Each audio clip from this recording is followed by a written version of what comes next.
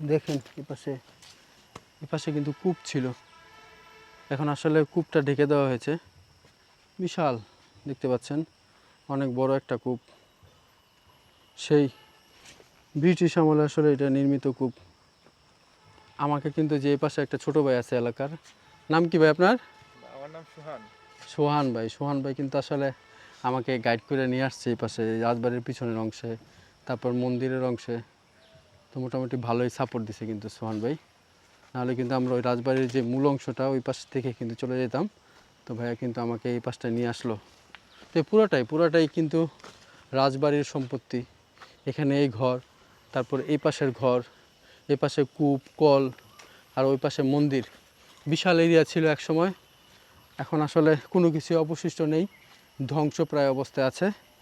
তো আজকে সারাদিন ছিলাম সিলেটে, আর ঘুরে দেখানোর চেষ্টা করেছি কিছু অদেখা সৌন্দর্য।